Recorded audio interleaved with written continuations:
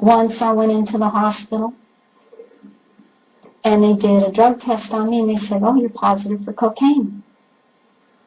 I have never done anything like that. Luckily, the psychiatrists that worked with me knew that, so there wasn't a problem. But this is the kind of thing they do to you. They want you back in line. They want you serving your purpose. They don't care if you are beat down, trodden. Maybe they can't use you the same way that they did use you, but they're going to use you to the last. Whether it's trying out some new electronic equipment on you, maybe that's all you're good for. Maybe all you're good for is to see what it takes to break you. Maybe that's what they'll use you for now. They want to break you. See how long it takes. Make a study out of that. My programmer was Joseph Mengele. It was common knowledge in this country, among higher ranks in the military, that Joseph Mengele was going in and out of this country on his own passport.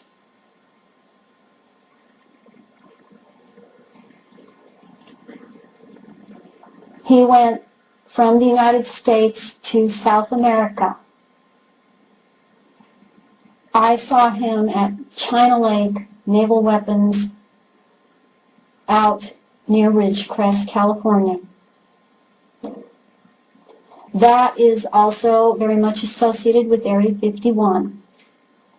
I was utilized at Area 51. What I know about underground bases at this time, specifically Area 51, is that the first 5 levels are more or less associated with the United States government. But down to level 14 is not. It is also associated with a base in South America. And that base is on the perimeter of Paraguay. I had the chance to speak with somebody who doesn't know anything about any of this. I'd say less than a year ago, who had been in the Peruvian army, because it's on the side of Peru also. It's a very large base.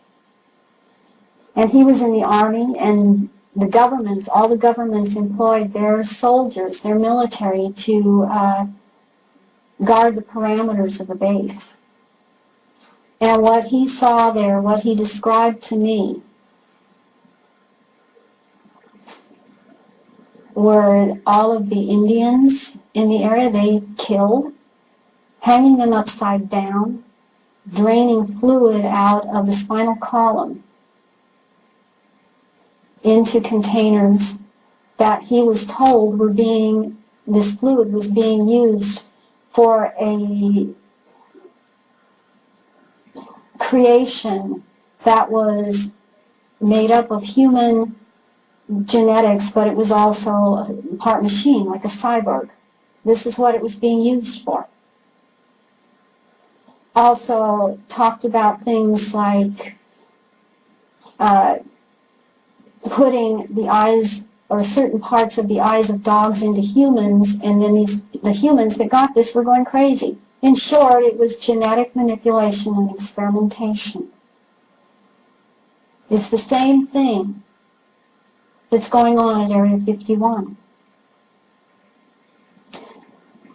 There is lots of strange phenomena going on at Area 51 that I was witness to. They employ psychics at Area 51. I went to speak at another conference a couple years ago, and I was approached by someone who still contracts with the CIA. And he saw the burn marks on my arm and said to me, "Oh, I see you burned off the Area 51 ID on your arm. Oh, well, there's others besides you. Don't worry, I've seen others. You're not the first and you're not the last. So, if you have that on your arm, that means that you had the training in Russia with the ice water immersion." And when he went on to describe the psychic training. I have not heard anyone talk about the mark on the arm from Area 51. It isn't visible to the naked eye. It's visible in a certain spectrum of light. It marks you as someone that's specifically involved in a certain program there. There are others that have it. I am not the only one.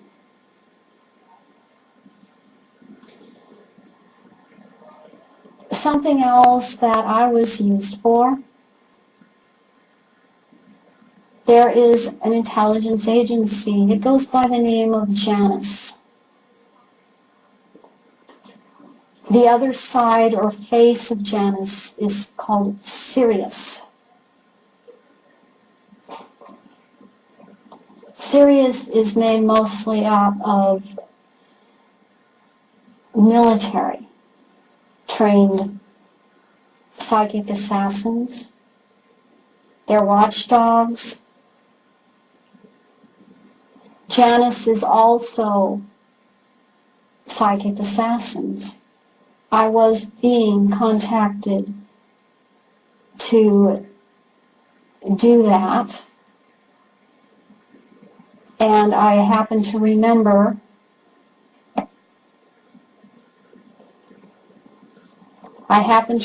that, and was able to stop being involved with it.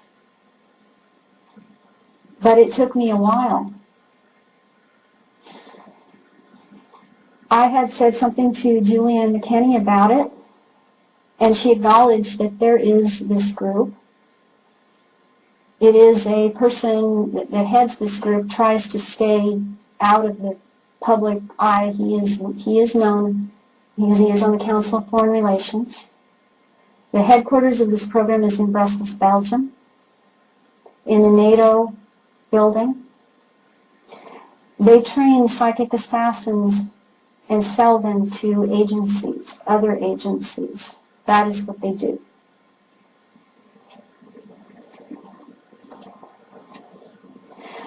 One other thing I want to say, and I will talk about this and write about this another time. I want people to know that it isn't Illuminati that is, well, this group or that group that rules. The Illuminati themselves have a governing body. They are referred to as the Eight, or the Octagon. Those that watch for them are called the Eyes of the Eight. And people generally don't know who they are. But it's a fear-inducing thing again, fear of the unknown. I will be writing about that in detail. But I want people to know there is a ruling body that doesn't stop at the Illuminati. They themselves are governed by this group. They rule the 4 points of the earth and the points in between, according to them.